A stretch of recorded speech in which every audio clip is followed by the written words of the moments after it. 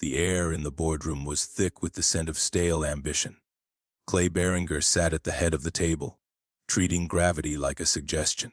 He pointed a thick finger at the stain spreading across his documents. "Bring the coffee, intern." They laughed at me in the boardroom. "Now sit in the back," he ordered. In my mind, I walked to the podium, tapped the mic, and called the shareholder meeting to order item 1, ending the career of the man who thought the majority shareholder was an intern. My hand didn't shake. That was the surprise. I picked up the saucer, letting the china rattle just enough to mimic fear. It wasn't terror, though. It was the vibrating effort it took not to launch the scalding dark roast directly into his lap. Clay didn't notice. He was too busy scrolling through his phone, checking stock options. "I'm placing it right here, Mr. Berenger," I said, my voice flat. He waved a dismissive hand without looking up. "Just go, Lewis, adults are talking." I walked past leather chairs that cost more than most cars. I took my spot on a folding metal chair against the wall. The kid's table. Let's get one thing straight. I am not an intern. I am 30 years old with an MBA that is collecting dust. To Clay in this boardroom of necrotic suits, I was just Louis from admin. I was a body to fetch files and pour caffeine. They saw a servant. I saw a firing squad lining themselves up. Clay cleared his throat, a sound like a garbage disposal grinding a spoon. "Item 1, he announced." The liquidation strategy. My stomach tightened. This was it. The moment he formally proposed gutting my father's legacy for a quarterly bonus. He paused, frowning at the cup I delivered. "God, this swill is lukewarm.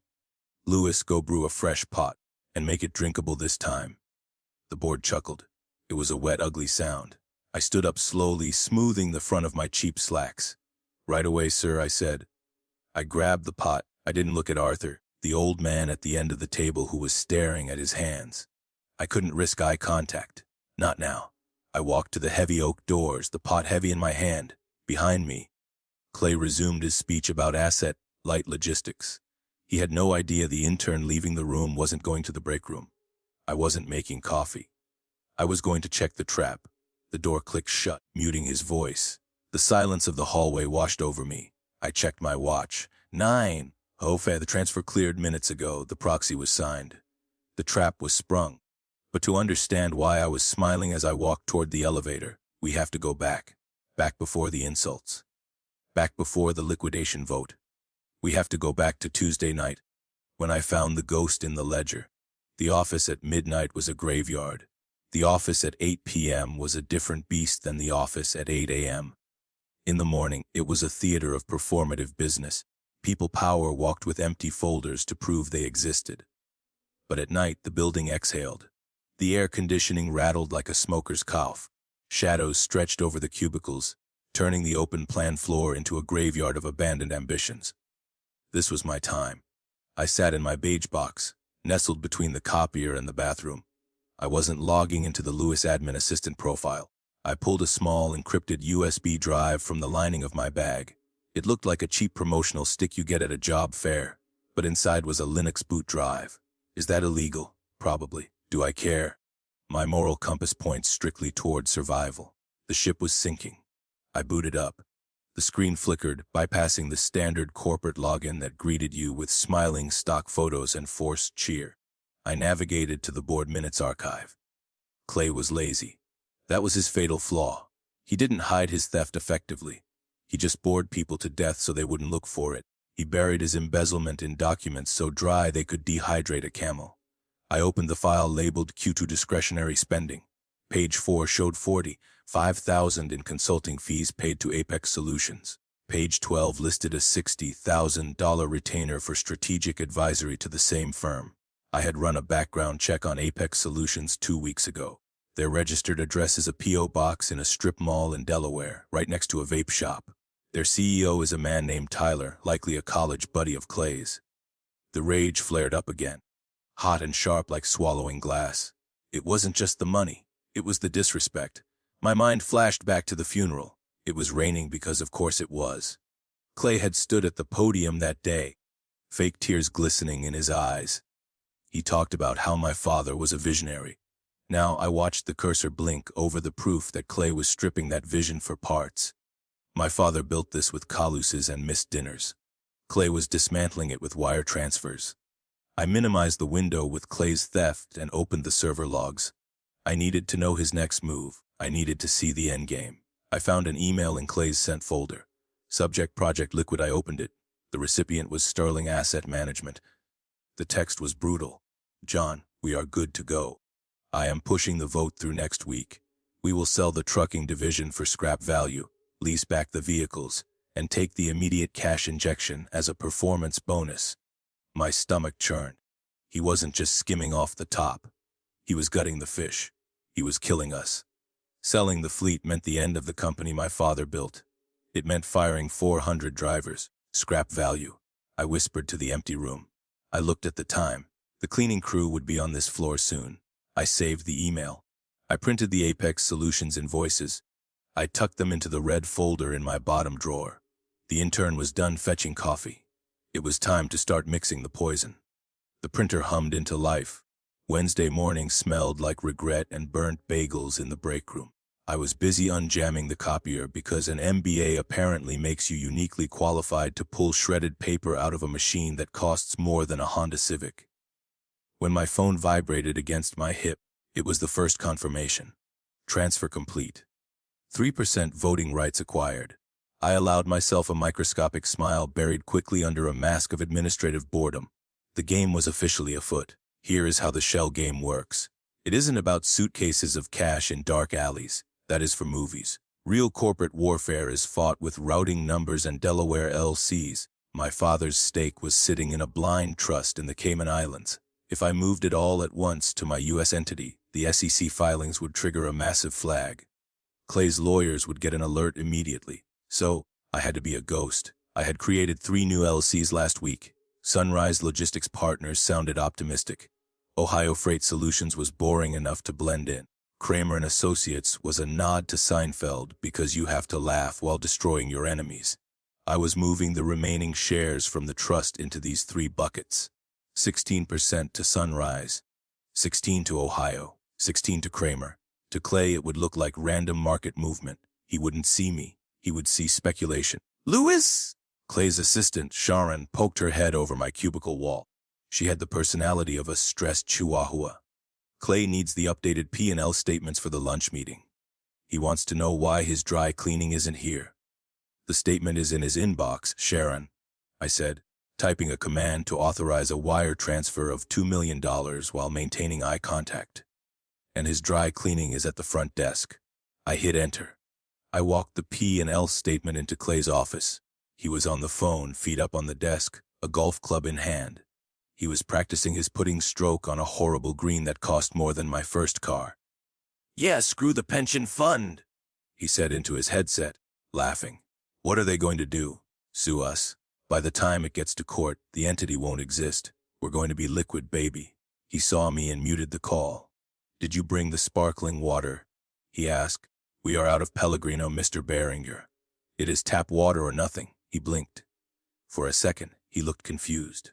Then he laughed. You are getting feisty, Louis. I like it. Maybe I won't fire you when we restructure. You have grit. You are too kind, I said. I set the papers down near a notepad where he had scribbled vote counts. I walked out of his office, my heart hammering against my ribs like a trapped bird. He was going to call the vote this Friday. That was 2 days away. My transfers wouldn't clear fully for 48 hours. I was cutting it so close I could feel the razor burn. I needed to stall him. I needed an alley. The math was on my side, but numbers don't vote. People do. And I needed the old guard. I found Arthur in the basement archives, a dusty purgatory where the company kept its conscience stored in cardboard boxes. He was staring at a framed photo of the original fleet, back when the trucks were Ford Tough and the drivers were family. He looked tired. His suit was fraying at the cuffs, a silent protest against the new regime's glitz. Coffee is fine. Louis, he said without turning around to face me. Just leave it. It isn't coffee, Arthur, I said, closing the door. It is an exit strategy. Arthur turned slowly, his bushy gray eyebrows knitting together in confusion. He is selling the fleet, Louis.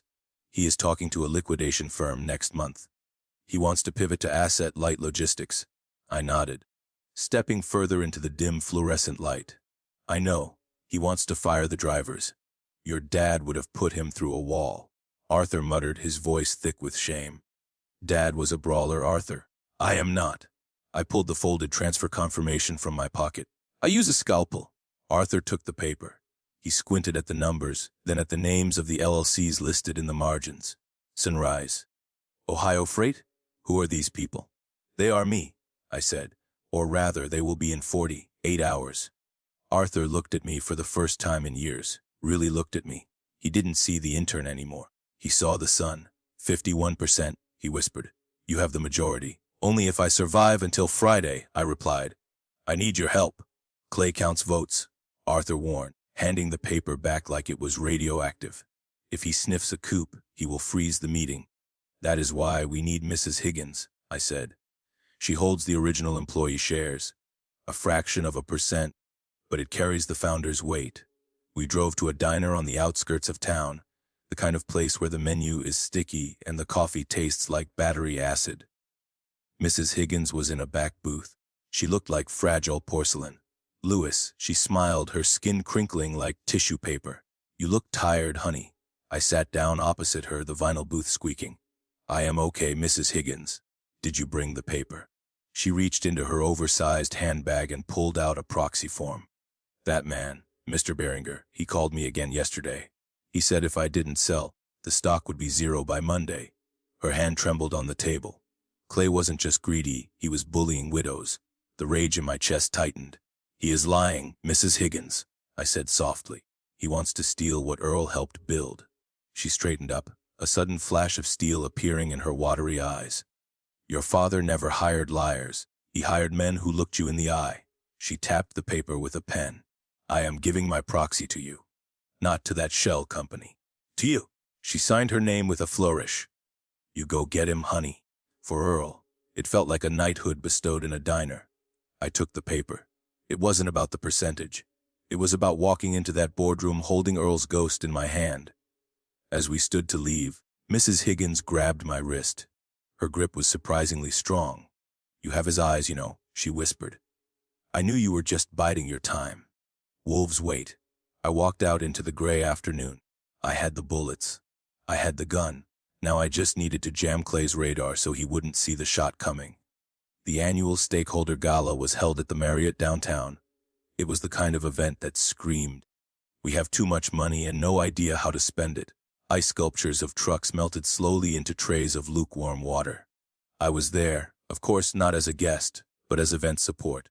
I wore a black suit that was invisible enough to be staff, but formal enough not to offend the elite. I held a tray of cheap champagne. Clay was holding court near the open bar. He wore a tuxedo that was slightly too tight, his face flushed with gin and victory. He was surrounded by his yes men, laughing at a joke that wasn't funny. To efficiency. Clay boomed, raising his glass. If you don't like the severance package, take it up with the bankruptcy court.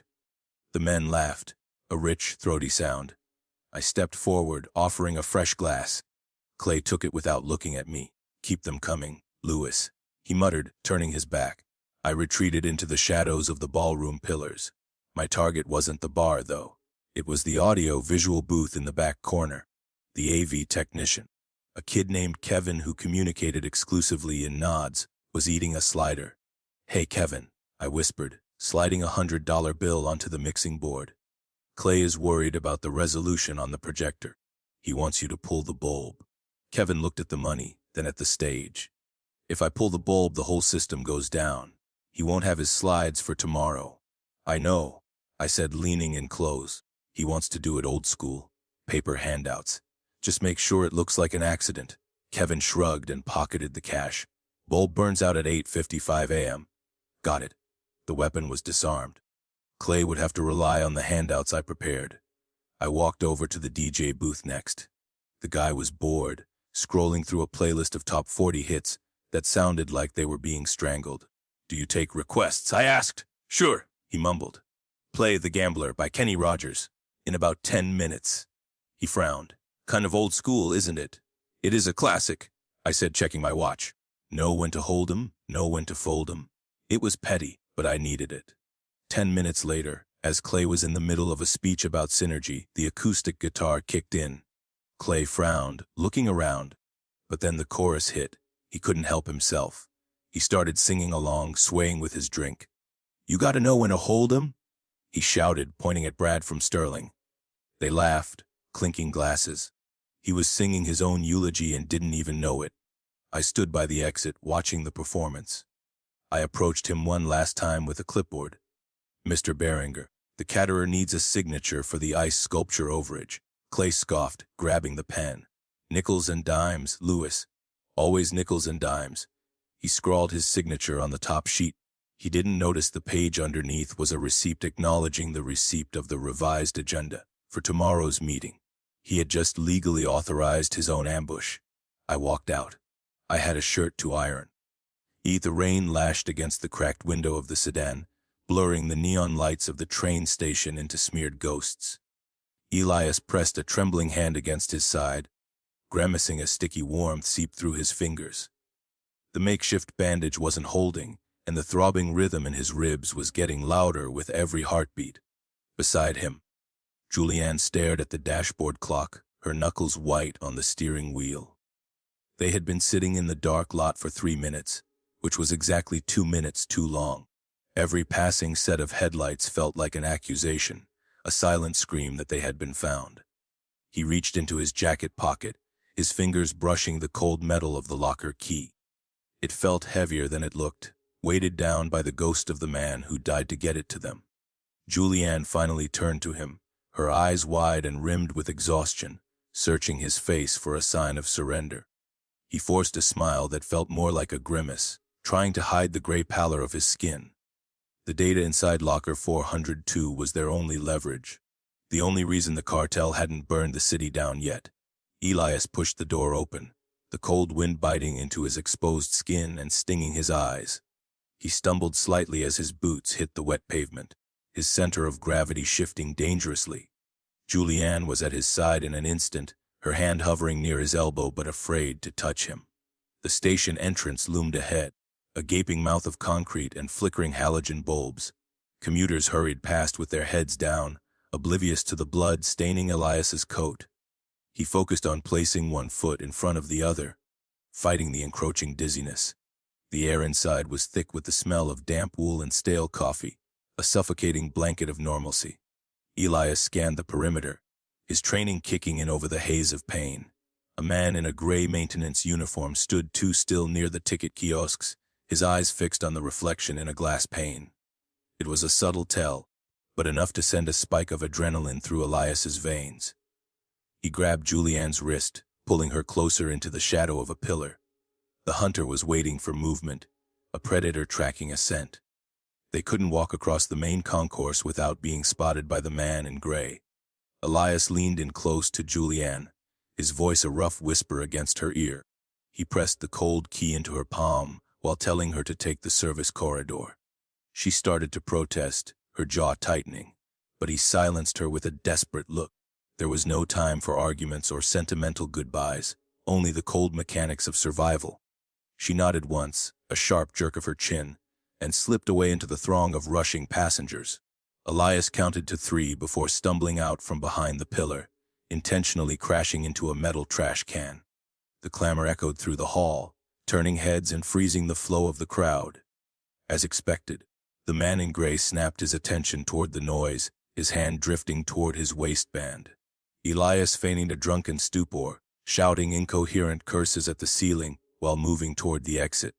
It was a sloppy performance, but it bought Julianne the seconds she needed. He saw the maintenance man start to move toward him, abandoning his post near the lockers.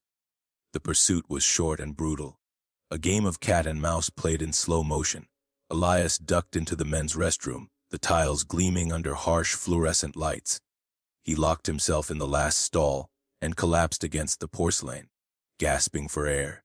The door to the restroom creaked open, followed by the heavy, deliberate tread of boots on wet tile.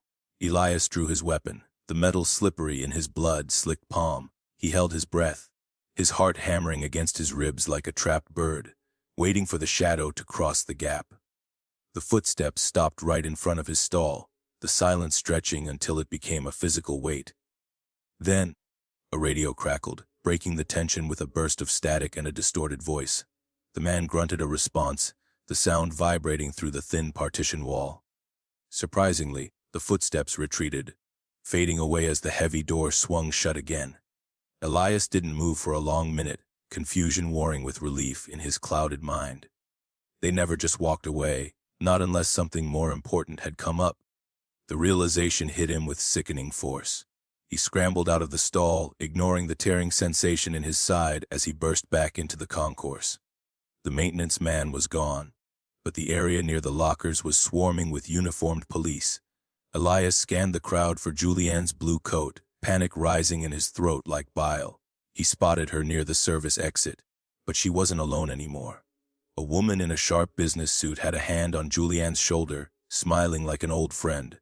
Elias froze, his breath hitching in his chest as the tableau unfolded. The woman in the suit radiated a predatory calm, her hand resting on Julianne's shoulder with possessive weight. It wasn't an arrest. It was an abduction masked as a reunion. The police near the lockers were a diversion, a noisy curtain drawn to hide the real performance near the exit. Elias checked his weapon, but the magazine was light. He had 3 rounds left. Shooting across a crowded concourse was impossible. He had to get closer. He pushed off the wall, merging into the stream of commuters flowing toward the tracks. Pain flared hot and white in his side, a constant reminder of the bullet grazing his ribs. He bit the inside of his cheek until he tasted iron, using the sharp sting to ground himself. Julianne looked back, her eyes terrified. But the woman whispered something that made her stiffen. They were moving toward the darker service corridors, away from the safety of the public eye.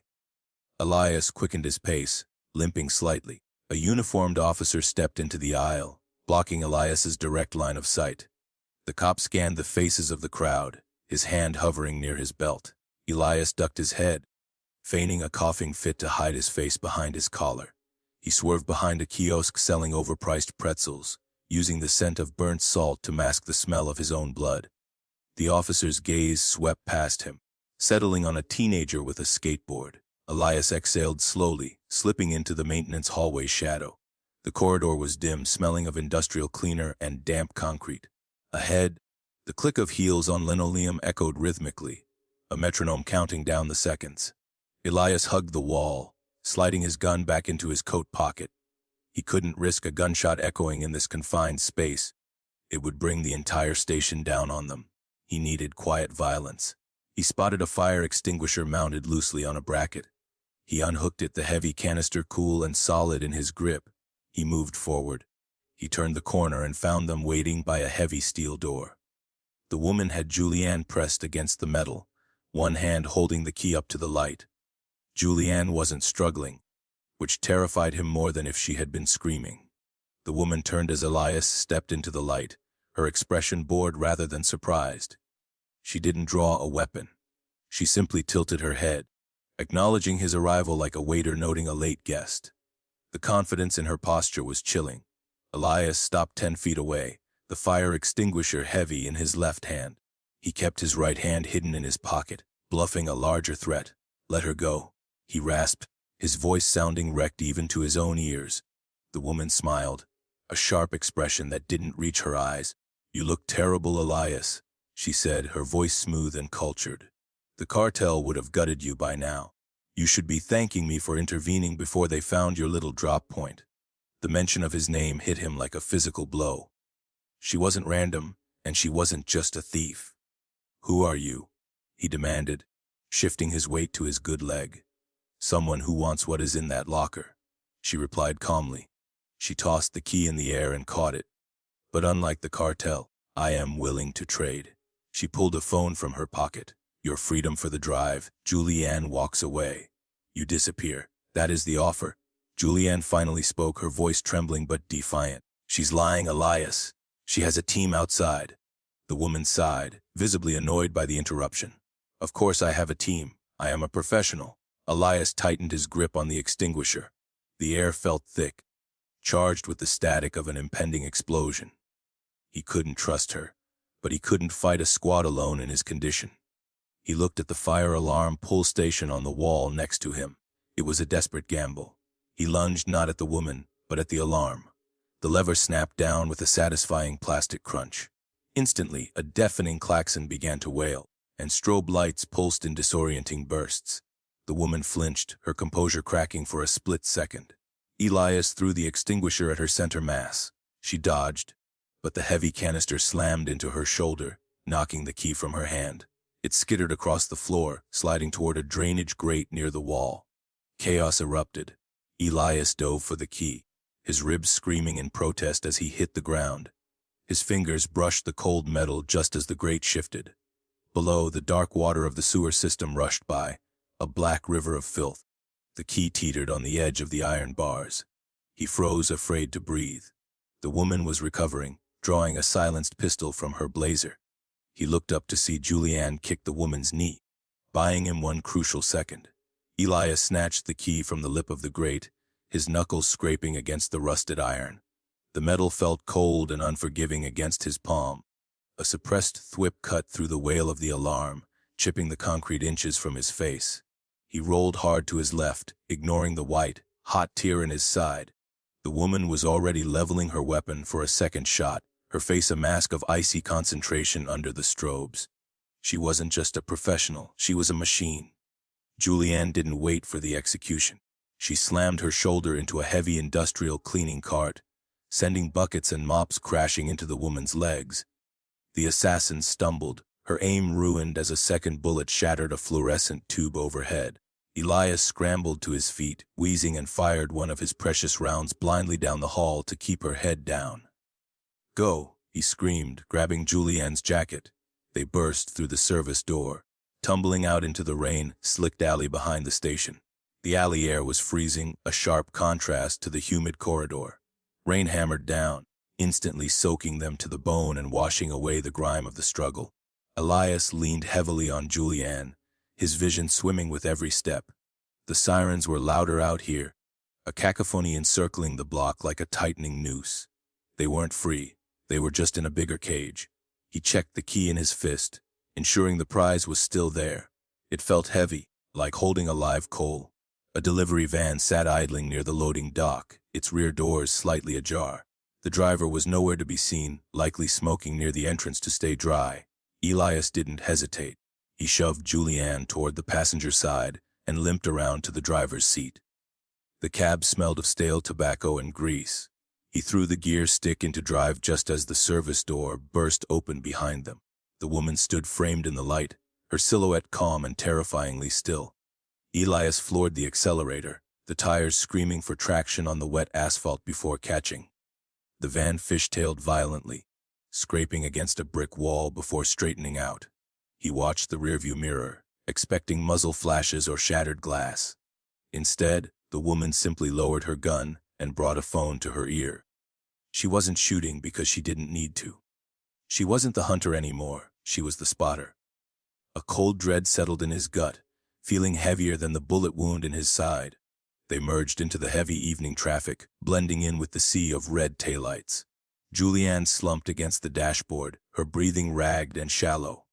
"We lost her," she whispered, though she didn't sound convinced. Elias looked down at the key, its brass teeth gleaming under the streetlights. It was safe, but the silence in the van felt wrong. A soft, rhythmic thumping came from the cargo hold behind them. It wasn't loose cargo shifting on a turn. Someone was alive in the back.